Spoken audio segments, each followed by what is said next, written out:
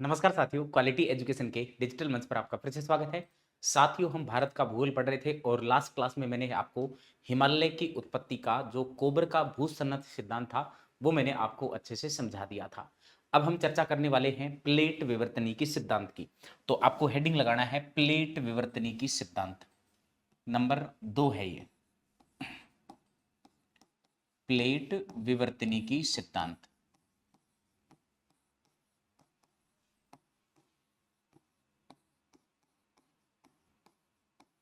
Plate विवर्तनिकी सिद्धांत।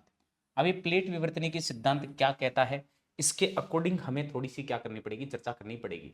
देखो ध्यान देना, प्लेट विवर्तनिकी सिद्धांत को पढ़ने से पहले कुछ चीजों के बारे में थोड़ा ध्यान देना है। जैसे आप यहाँ पे एक चीज थोड़ा सा समझना, ये वाला भाग इस प्रकार से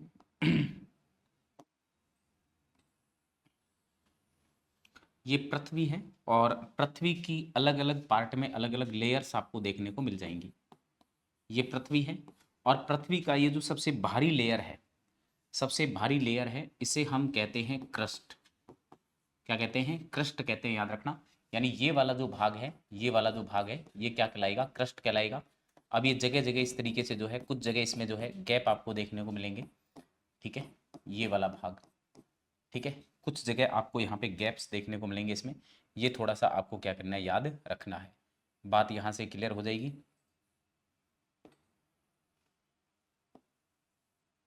इस तरीके से इसमें कुछ जगह जगह आपको जो है गैप देखने को मिल जाएंगे। लेकिन ये आपको ध्यान रखना है, कौन सा? क्रस्ट वाला भाग। कौन सा ध्यान रखना है? क्रस्ट वाला भाग है। यानी इस क्रस्ट वाले भाग में आप जब पढ़ेंगे तो इसमें एक चीज स्पेसिफिक पढ़ेंगे। वो क्या पढ़ेंगे कि सब इस क्रस्ट वाले भाग में जो है ना, यहाँ पे ये जो इसका लगभग मान के चलिए, ये हमारा सतह है। यानी इस सतह से लगभग 100 किलोमीटर की गहराई तक का ये वाला जो भाग है, यानी लगभग 100 किलोमीटर की गहराई वाला ये जो भाग है, इसे हम कहते हैं स्थल मंडल। क्या कहते हैं? स्थल मंडल कहते हैं, याद रखना। यानी ये वाला जो भाग है, ये क्या कहलाता है? स्थल मंडल कहलाता है। अब इस स्थल मंडल का कुछ भाग ठोस है। यानी इस स्थल मंडल का कुछ भाग ठोस है और उस ठोस भाग को, यानी कुछ भाग कैसा है? ठोस है। और उस ठोस भाग को हम क्या कहते हैं? प्लेट कहते हैं। क्या कहते हैं? प्लेट कहते हैं। यानी इस स्थल मंडल का कुछ भाग ठोस है और वह ठोस भाग क्या कहलाता है? प्लेट कहलाता है। और इन प्लेटों के अंदर जो गति होती है, यानी इन प्लेटों के अंदर जो गति होती है, उसी गति को हम कहते हैं प्लेट विवर्तनिकी। क्या कहते हैं? प्लेट विवर्तनिकी। यानी प्लेटों में होने वाली गति को हम क्या कहते हैं? प्लेट विवर्तनिकी कहते हैं, याद रखना। और इस स्थल मंडल का, यानी 100 किलोमीटर की गहराई का ये जो लगभग भाग है, ये क्या कहलाता है? स्थल मंडल कहलाता है। और इसका कुछ भाग ठोस है, जिसे हम क्या कहते हैं? प्लेट कहते हैं। ये बात सभी के क्लियर हो जाएगी। अब यहाँ पे एक चीज इंपॉर्टेंट ध्यान देने योग्य बात है। देखो, ध्यान देने की बात क्या है कि ये प्लेटें जो हैं, ये प्लेटें दो प्रकार की होती हैं। यानी प्लेट दो प्रकार की होती हैं। प्लेट दो प्रकार की होती हैं, याद रखना। अब अगर इन प्लेटों में दो प्रकार आप देखोगे मेजर रूप से, तो पहला जो भाग आएगा, यानी ये प्लेटें जो हैं दो प्रकार की होती हैं। एक तो ध्यान रखना, महाद्वीपीय प्लेट। महाद्वीपीय प्लेट। और एक आपका हो जाएगा महासागरीय प्लेट। यानी एक तो कैसे प्लेट है? महाद्वीपीय प्लेट है। और एक महासागरीय प्लेट है। महाद्वीपीय प्लेट जो है, उसकी मोटाई ज्यादा होती है, याद रखना। और जो महासागरीय प्लेट होती है, इसकी मोटाई कम होती है। यानी इसका घनत्व कम होता है, इसका घनत्व क्या होता है? ज्यादा होता है। ये बात कॉमन बात है, ध्यान रखने योग्य है। अब इसी में आप आगे चल के जब पढ़ोगे, यानी प्लेटें दो प्रकार की हो गई, महाद्वीपीय प्लेट हो गई, महासागरीय प्लेट हो गई। इसी को जब आप आगे कंटिन्यू करेंगे, तो इसमें एक इंपॉर्टेंट चीज आपको याद रखनी है। वो क्या याद रखनी है? देखो ध्यान देना ये वाला स्थल मंडल वाला भाग है, ठीक है।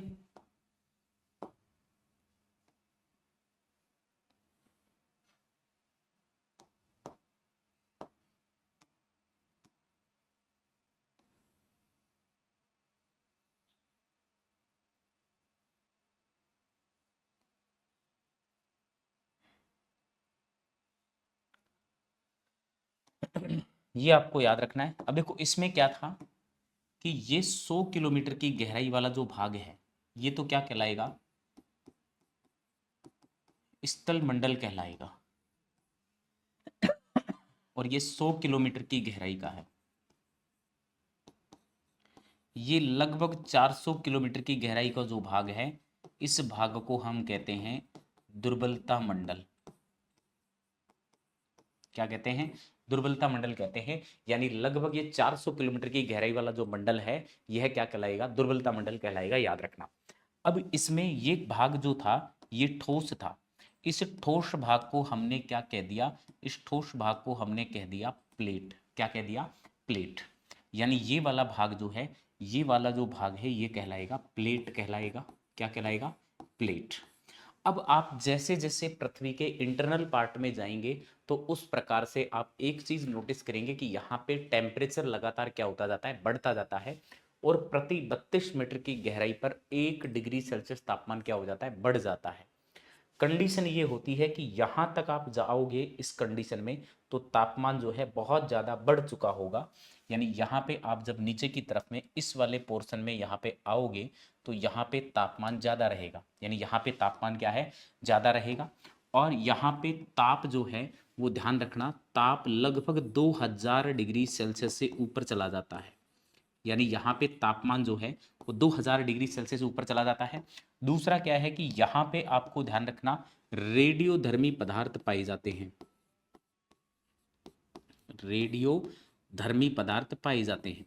अभी रेडियोधर्मी पदार्थ जो है ये ताप और दाब के कारण गर्म होकर धीरे धीरे ये इस प्रकार से ऊपर उठना शुरू हो जाते हैं। गर्म होकर धीरे धीरे इस प्रकार से ऊपर उठना शुरू हो जाते हैं। और ये गर्म होकर जब ऊपर उठेंगे तो जाकर इस प्लेट वाले भाग से क्या करते हैं, ये टकराते हैं। वापस से टकराकर इस प्रकार से जब ये नीचे की तरफ आएंगे तो कंडीशन ये होगी इस प्रकार से, यहाँ पे इस दुर्बलता मंडल वाले भाग में यहाँ पे वर्ताकार रूप में, यानी यहाँ पे वर्ताकार रूप में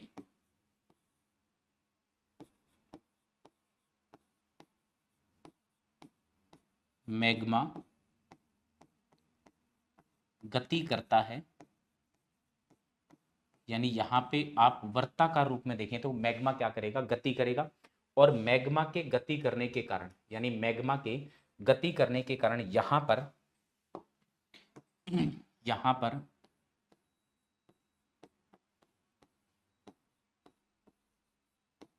वर्ताकार रूप में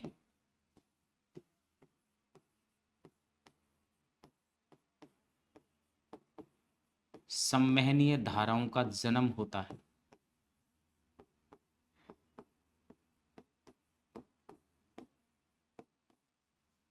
संवहनीय धाराओं का जन्म होता है। यानी यहाँ पे आप देखोगे तो वर्ताकार रूप में संवहनीय धाराओं का क्या होगा, जन्म होगा। और यहाँ पर संवहनीय धाराओं का जन्म होने के कारण ये जो यहाँ पे मैग्मा जो ऊपर की तरफ उठा है ये जाकर प्लेट से टकराएगा। अब जब प्लेटों से ये मैग्मा टकराएगा तो इसके कारण प्लेटों में क्या होगी, अचानक से गति पैदा होगी। अचानक से क्या होगी, गति होगी। और यहाँ पर हम लिख सकते हैं, पॉइंट डाल के लिखना, यहाँ पे एडिशनल इधर पॉइंट आप ऐड कर लीजिएगा, ठीक है। जिसके कारण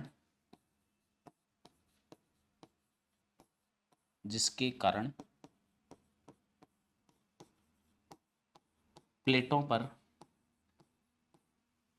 पर दबाव पड़ने के कारण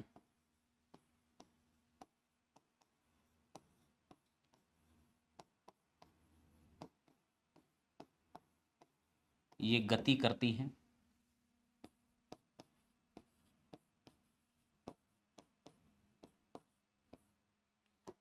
ये गति करती हैं। तो यहाँ पे ये पूरा का पूरा कंसेप्ट आपको समझ में आ गया होगा। अब उससे आगे की चीजों को हम देखते हैं एक बार। देखो यहाँ पे मैंने एक चीज आपको जो मेजर रूप से बताई है उसमें मेन रूप से आपको केवल इस प्लेट वाले भाग पे जो है फोकस करना है। यानी जो प्लेटें हैं ये क्या करेंगी, गति करेंगी। अब इन प्लेटों के अंदर बेसिकली जो गति होती है सर वो 3 प्रकार की होती है, याद रखना। तो यहाँ पे पॉइंट डाल के हम लिख सकते हैं, प्लेटों में तीन प्रकार की गति होती है।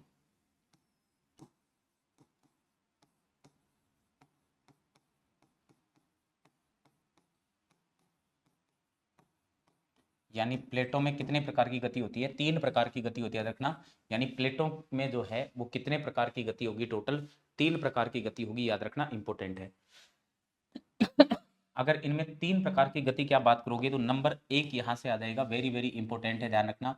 सबसे पहले अभिसारी गति। कौन सी गति? अभिसारी गति। दूसरा हो जाएगा अपसारी गति।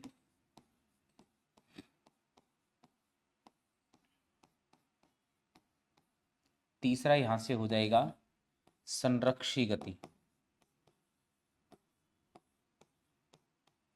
संरक्षी गति।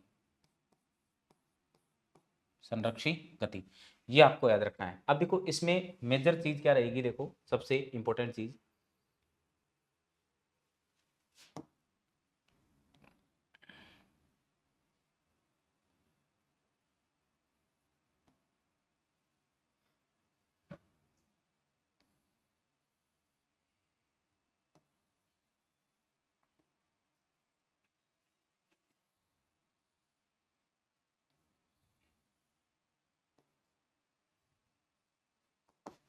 अब इन गतियों को हम प्रॉपर समझ लेते हैं कि इन गतियों में किन किन प्रकार की घटनाएं आपको देखने को मिलती है।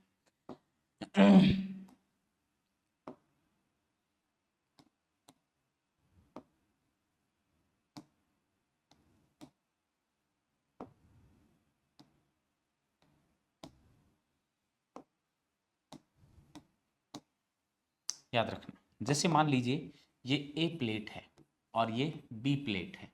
अब यदि ए और बी प्लेट दोनों एक दूसरे के आमने सामने कंटिन्यूसली गति करती हैं, यानी एक दूसरे के आमने सामने, जब दो प्लेटें एक दूसरे के आमने सामने गति करती हैं तो उस गति को हम कहते हैं अभिसारी गति। क्या कहते हैं? अभिसारी गति। और इस गति के अंतर्गत जो चीजें होती हैं उनको भी थोड़ा ध्यान से समझिएगा। इसमें क्या होगा कि प्लेट का ये वाला भाग, प्लेट का ये वाला जो भाग है, यानी प्लेट का यहां से ये वाला जो भाग है इसमें क्या होगा? कंडीशन कि प्लेट का ये वाला जो भाग है वो इसके नीचे की तरफ चला जाएगा, यहाँ पे ध्यान रखना। और जब ये प्लेट के ये वाला जो भाग है जब ये नीचे की तरफ यहाँ पे जाएगा तो आपको एक चीज ध्यान रखनी है, इंपॉर्टेंट है। अब इसमें क्या रहेगा कि यहाँ पे ये वाला भाग नीचे की तरफ चला गया। जब ये नीचे की तरफ ये भाग जाएगा तो उस कंडीशन में क्या होगा? ये वाला भाग, इतना भाग अंदर की तरफ धस गया है। ये वाला जो भाग है ये अत्यधिक ताप और दाब के कारण, अत्यधिक ताप और दाब के कारण जो है, याद रखना, यहाँ पे ये वाला जो भाग है अत्यधिक ताप और दाब के कारण इस वाले भाग का क्या होगा? विनाश होगा। यानी यहाँ पर ये भाग क्या हो जाएगा? समाप्त हो जाएगा। धीरे धीरे ये भाग समाप्त होकर जो है ये मैग्मा में परिवर्तित होगा। किसमें परिवर्तित होगा? मैग्मा में परिवर्तित होगा। और यहाँ पे ध्यान रखना, इस कंडीशन में प्लेटों के विनाशात्मक किनारे बनते हैं, याद रखना। यानी विनाशात्मक किनारों का क्या होता है? किनारे बनते हैं। इस कंडीशन की बात कर रहा हूं, यानी यहां पे ये वाली जो कंडीशन है इसमें विनाशात्मक किनारों का निर्माण होता है, याद रखना। और सेकंड कंडीशन में क्या कंडीशन रहेगी? देखो यहां पे कंडीशन ये रहेगी कि इस वाली गति को देखो हम क्या करें? अपसारी गति करें। अभिसारी, इस अपसारी गति में क्या होगा कि ये प्लेट ए है और ये प्लेट बी है। अब ये ए और बी प्लेट एक दूसरे के विपरीत दिशा में मोमेंट करती हैं। यानी यहाँ पे ये प्लेट इस साइड मोमेंट करेगी और ये इस साइड मोमेंट करेगी। जब यहाँ पे मोमेंट होगा तो उस कंडीशन में ये वाला जो भाग है यहाँ पे मैग्मा जो है आपके बाहर की तरफ आएगा और यहाँ पे ये किनारों वाले जो भाग हैं, यहाँ पे जो किनारों वाले भाग हैं यहाँ पर निर्माणात्मक किनारे बनेंगे। यानी यहाँ पे कंडीशन ये होगी कि निर्माणात्मक किनारे बनते हैं।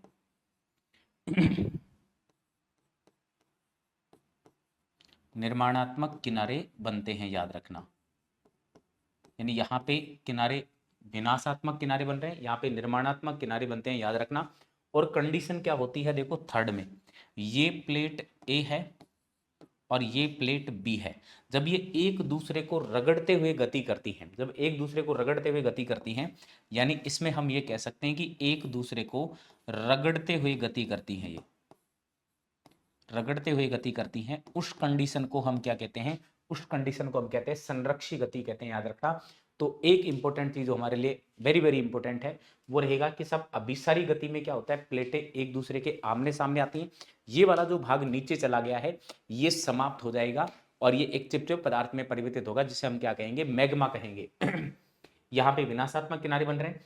अपसारी गति में क्या होता है, ये प्लेटें एक दूसरे के विपरीत चली जाती है तो यहाँ पर जो है निर्माणात्मक किनारे बनते हैं।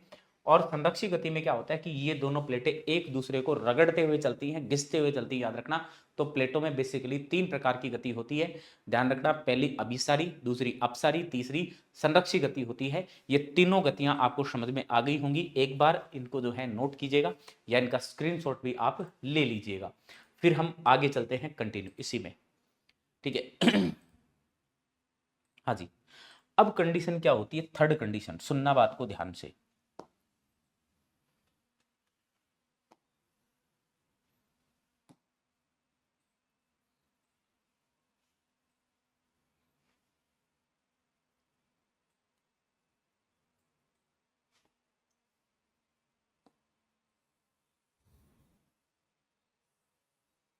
देखो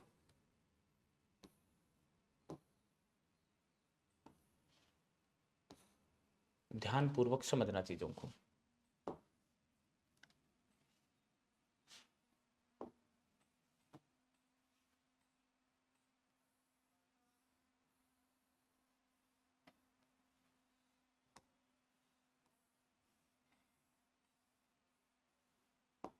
एक ये प्लेट है और एक ये प्लेट है, यहां पे ध्यान रखना, ये वाली प्लेट,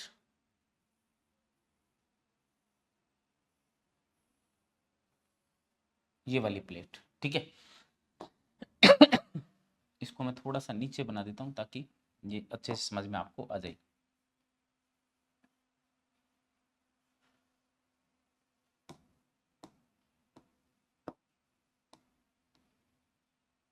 ये वाला, ठीक है। यहाँ पे एक कंडीशन में समझना, ये अफ्रीका वाला पार्ट है, ये अफ्रीका वाला पार्ट है पूरा का पूरा, यानी ये अफ्रीका महाद्वीप वाला भाग है, ठीक है। यानी ये अफ्रीका महाद्वीप है, इधर अफ्रीका, ठीक है। अब यहाँ पे क्या कंडीशन है, ये वाली जो प्लेट है इसे हम कहते हैं यूरेशियन प्लेट। क्या कहते हैं, यूरेशियन प्लेट कहते हैं। और ये जो है ये भारतीय प्लेट है, भारतीय प्लेट है। अब यहाँ पे ध्यान देना, ये दो प्लेटें हैं, एक तो यूरेशियन प्लेट है और एक भारतीय प्लेट है। ये जो यूरेशियन प्लेट है वह लगातार इस तरफ मूवमेंट कर रहा है, इस प्रकार से, यानी यहाँ पे ये वाला जो भाग है इस तरफ मूवमेंट करेगा और ये वाला भाग इस तरफ मूवमेंट करेगा। यानी अब यहाँ पे कंडीशन क्या होगी, कंडीशन ये होगी कि भाई जो ये वाला जो भाग है ना, यहाँ पे क्या है कि दो प्लेटों में अभिसारी गति होती है, एक तो भारतीय प्लेट और एक यूरेशियन प्लेट। इन दोनों के द्वारा जो गति की जाती है वह कौन सी गति है, अभिसारी गति। कौन सी, अभिसारी गति। तो हम ये कह सकते हैं कि टर्शियरी काल में यूरेशियन प्लेट तथा इंडो ऑस्ट्रेलियन या भारतीय प्लेट में अभिसरण के कारण यहाँ पे एक समय एक सागर भरा हुआ था, ये सागर भरा हुआ था, एक कंडीशन में समझना यहाँ पे। और इस सागर का नाम था टेथिस सागर। क्या नाम था, टेथिस सागर था, याद रखना। और इस टेथिस सागर पर लगातार क्या पड़ा, दबाव पड़ा, क्योंकि ये दोनों प्लेटें इस तरीके से आपस में टकरा रही हैं। तो यहाँ पे इस सागर के ऊपर क्या पड़ा, दबाव पड़ा। और दबाव पड़ने के परिणाम स्वरूप ये सागर पीछे हट गया। और इस वाली कंडीशन में यहाँ पे कंटिन्यूसली आप एक चीज समझना, यहाँ पे इस वाली कंडीशन में यहाँ पे एक पर्वतमाला का फॉर्मेशन हो गया और वह पर्वतमाला जो बनी उस पर्वतमाला को हम कहते हैं हिमालय। क्या कहते हैं, हिमालय। ऐसा इस कंसेप्ट में आपको समझने को मिलेगा, याद रखना। तो यहाँ पे हिमालय की जो उत्पत्ति का हम पढ़ रहे हैं प्लेट विवर्तनिक की सिद्धांत। तो ये सिद्धांत क्या कहता है कि सब टर्शियरी काल में यूरेशियन प्लेट तथा भारतीय प्लेट में अभिसरण हुआ और अभिसरण के परिणाम स्वरूप यहाँ पर जो सागर स्थित था जिसका नाम था टेथिस सागर, इस पर दबाव पड़ा। दबाव पड़ने के परिणाम स्वरूप जो वलन पड़ने से जो पर्वतमाला बनी, उस वलित पर्वतमाला को हम कहते हैं कौन सी, हिमालय पर्वतमाला, याद रखना। या हिमालय पर्वत जो है श्रृंखला भी इसे कह सकते हैं। श्रृंखला और श्रेणी और कार्डिलेरा में अंतर मैं आपको पीछे की कक्षा में बता चुका हूं। तो ये बात सभी को क्लियर हुई होगी। अगर ये क्लियर है तो हम आगे चले। देखो यहाँ पे ध्यान रखना, ये जो भारतीय प्रायद्वीप वाला भाग है यह मौखिक अब अगर मुख्य रूप से देखा जाए भौगोलिक रूप से आज भारतीय प्रायद्वीप जो है वो अफ्रीका का हिस्सा है। भारतीय प्रायद्वीप अफ्रीका का हिस्सा है, लेकिन अगर इसे आप पॉलिटिकल रूप से देखेंगे तो ये पॉलिटिकल रूप से जो है ये आपके एशिया का भाग है। अब यहाँ पे ये पर्वतमाला जो है आपकी बन गई और इस पर्वतमाला को हमने क्या कहा, हिमालय। तो यहाँ से पॉइंट डाल के हम लिख सकते हैं, लिखना हिमालय की उत्पत्ति।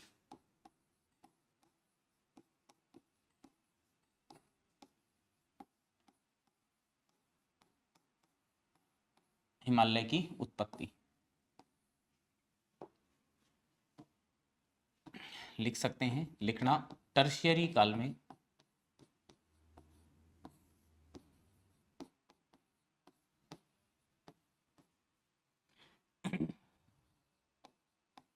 यूरेशियन प्लेट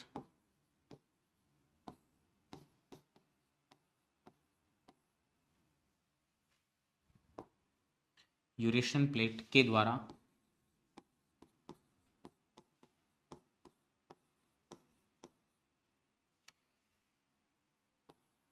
दक्षिण की ओर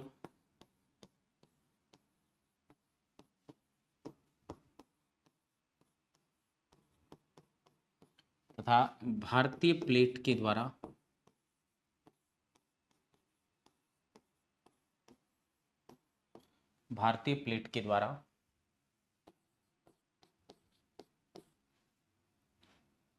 उत्तर की ओर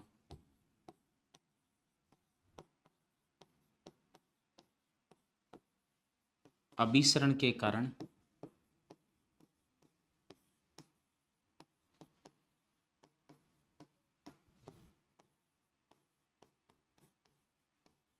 यहाँ पर स्थित यहाँ पर स्थित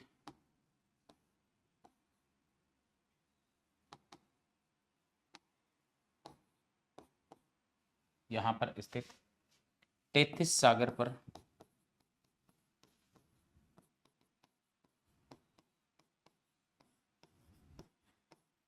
यहाँ पर स्थित टेथिस सागर पर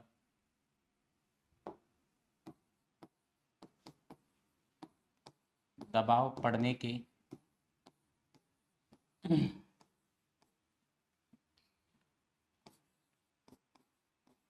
कारण परिणाम स्वरूप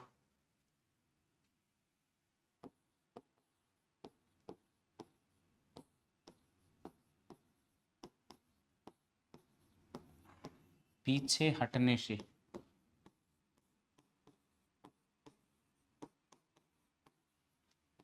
हिमालय की उत्पत्ति हुई।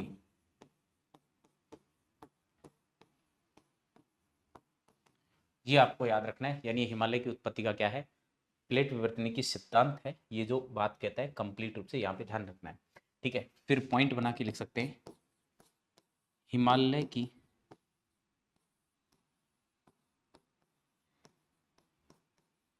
उत्पत्ति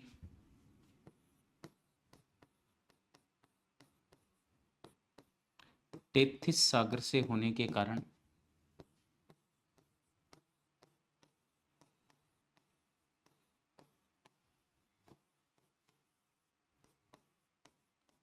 टेथिस सागर से होने के कारण इसे इसे हिमालय का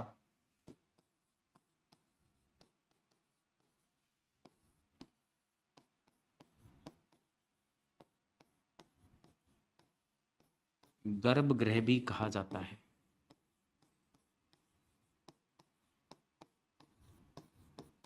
यानी यहाँ पे इंपॉर्टेंट याद रखना है कि साहब हिमालय की उत्पत्ति जो है टेथिस सागर से होने के कारण इसे हम हिमालय का क्या कहते हैं, गर्भगृह भी कहते हैं, याद रखना। तो हिमालय का गर्भगृह हम किसे कहते हैं, तो वह टेथिस सागर को कहते हैं, याद रखना। वेरी वेरी इंपॉर्टेंट है। इस लाइन को मैं अंडरलाइन कर देता हूँ ताकि ये चीज आपको अच्छे से क्या हो जाए, याद हो जाए। बताइए यहाँ तक कोई दिक्कत आएगी क्या। अब यहाँ पे बेसिक रूप से आपको देखना है, देखो ध्यान देना।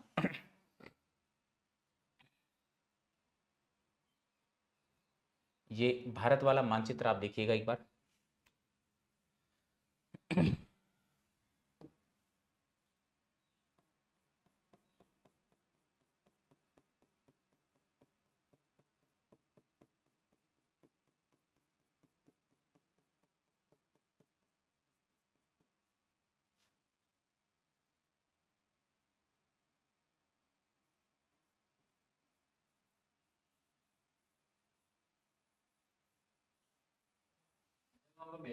ये कंप्लीट रूप से आपको ध्यान रखना, ये जो पार्ट आपको दिखेगा ये हिमालय वाला दिखेगा, यानी ये कंप्लीट रूप से जो भाग है वह किसका है, हिमालय का है, याद रखना। यानी ये कंप्लीट रूप से जो पर्वतमाला आपको दिख रहा है वह कौन सा है, हिमालय है, याद रखना। यानी ये जो कंप्लीट रूप से पर्वत आपको दिखेगा ये दिखेगा हिमालय पर्वत, याद रखना। अब यहाँ पे एक इंपॉर्टेंट चीज ये आती है कि जो हिमालय पर्वत है ये जो है, यानी इसका हम देखेंगे अब क्या विस्तार, यानी हिमालय का विस्तार, हिमालय का विस्तार। हिमालय का जो विस्तार बेसिकली शुरू होता है वह यहां पर, याद रखना, पामीर की ग्रंथि से शुरू होता है।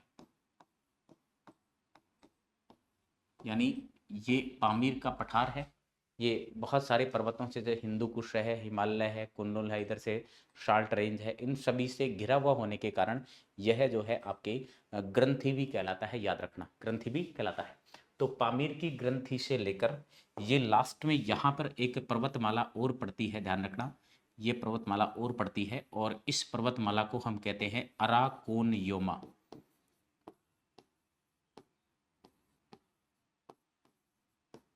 योमा, अराकोनयोमा। और ये अराकोनयोमा जो है यह म्यांमार में है, याद, कहाँ पे है, म्यांमार में है। तो अराकोनयोमा म्यांमार तक ही आपको दिखाई देगा, यानी हिमालय जो है वह पामीर की ग्रंथि से लेकर अराकोनयोमा म्यांमार तक आपको दिखाई देगा। अगर यहाँ पे इंपॉर्टेंट रूप से पूछा जाए कि इसकी आकृति कैसी है तो हम आकृति के लिए लिख सकते हैं धनुषाकार आकृति में है, यानी ये धनुषाकार आकृति में आपको दिख जाएगा, याद रखना। दूसरी चीज यहाँ पे पूछी जाए, हिमालय की जो टोटल लेंथ है वो याद रखना, लगभग आपको याद रखना है इसकी टोटल लेंथ जो है वह, ध्यान रखना, 2500 किलोमीटर है। टोटल लेंथ जो है वो कितनी है, 2500 किलोमीटर है। फिर हम एक पॉइंट और लिख सकते हैं यहाँ पे, पॉइंट बना के क्या लिखेंगे, देखो इंपॉर्टेंट है समझना इस बात को।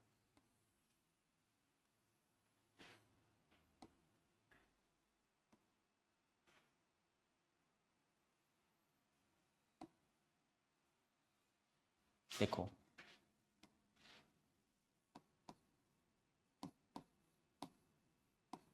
हिमालय की पूर्व में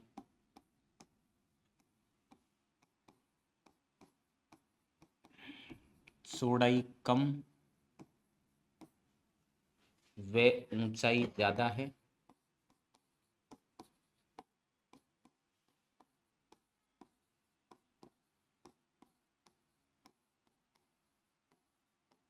जबकि पश्चिम में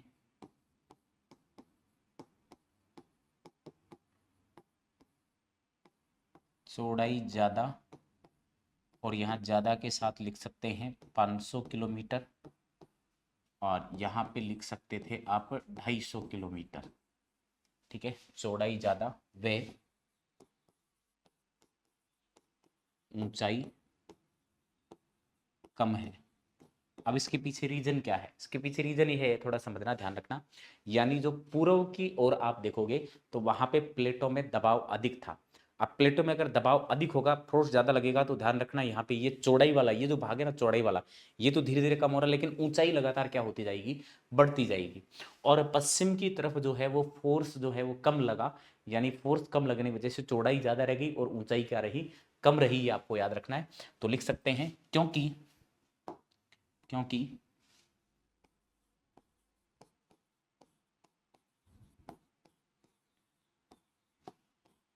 पूर्व में दाब अधिक तथा पश्चिम में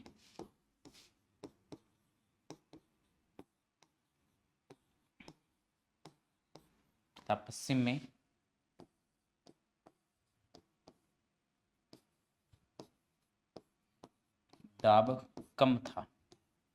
यानी दाब क्या था? कम था। यानी पश्चिम साइड में आप देखोगे तो वहां पे जो है दाब क्या रहेगा? कम रहेगा।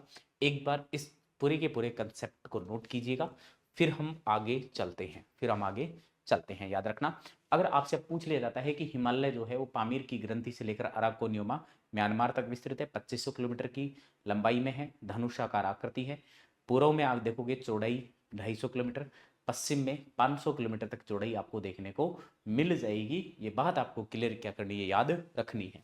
ठीक है, अब इससे आगे जब आप चलोगे तो अब हम पढ़ेंगे हिमालय का विस्तार। तो हेडिंग लगा लीजिएगा, लिखना हिमालय का वर्गीकरण पढ़ेंगे, हिमालय का वर्गीकरण। और प्रॉपर आप इनके नोट्स बनाते हुए चलिएगा। कहीं कोई दिक्कत आई तो पूछ लेना, कोई भी आपका सवाल हो तो वह मुझसे पूछ सकते हैं। कोई दिक्कत, कोई हेजिटेशन आपको नहीं होनी चाहिए। ठीक है, अगर आप हिमालय के विस्तार की बात करते हैं तो वेरी वेरी इंपॉर्टेंट चीज़ है समझना। हिमालय के विस्तार में अगर आप देखते हैं तो हिमालय का जो विस्तार है वो मेजर रूप से 3 प्रकार से किया गया है। मेजर रूप से कितने प्रकार से किया गया? 3 प्रकार से। अगर आप हिमालय के इन 3 भागों को पढ़ते हैं तो सबसे पहला जो भाग आता है उसे हम कहते हैं ट्रांस हिमालय। क्या कहते हैं? ट्रांस हिमालय कहते हैं। यानी हिमालय का जो सबसे पहला भाग आता है उसे क्या कहते हैं? ट्रांस हिमालय कहते हैं। ट्रांस के बाद में नंबर 2 पे आ जाता है, याद रखना, जो है मुख्य हिमालय। मुख्य हिमालय के बाद आप पढ़ेंगे इसी में पूर्वी हिमालय। पूर्वी हिमालय, ये आपको याद रखना है। यानी आप यहाँ पे मेजर रूप से हिमालय के कितने भाग देखेंगे? 3 भाग देखेंगे, यानी ट्रांस हिमालय। अब इस ट्रांस हिमालय को ही हम कहते हैं यहाँ पे, याद रखना, परा हिमालय। इसी को कहते हैं तिब्बत हिमालय।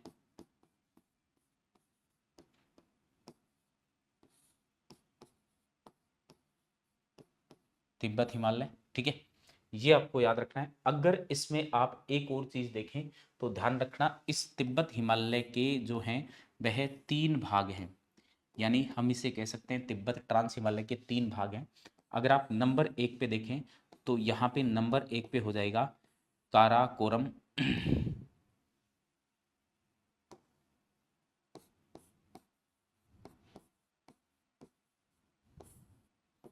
नंबर 2 हो जाएगा लद्दाख।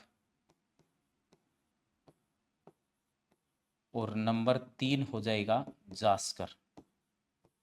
ठीक है, यानी ये 3 श्रेणियां हो जाएंगी, पहली काराकोरम, लद्दाख और जास्कर। ठीक है, यानी 3 श्रृंखलाएं, माफ कीजिएगा, यहाँ पे हो जाएंगी। अगर आप मुख्य हिमालय की बात करते हैं तो इसके भी 3 भाग हैं। मुख्य हिमालय के भी कितने भाग हैं? 3 भाग हैं। अगर आप नंबर 1 पे देखते हो तो महान हिमालय। महान हिमालय, यानी नंबर 1 पे कौन सा हिमालय जाएगा? महान हिमालय, यानी जिसे हम ग्रेट हिमालय भी कहते हैं, याद रखना। ठीक है, अगर आप नंबर 2 पे यहाँ पे पढ़ोगे तो नंबर 2 पे हो जाएगा आपके मध्य हिमालय।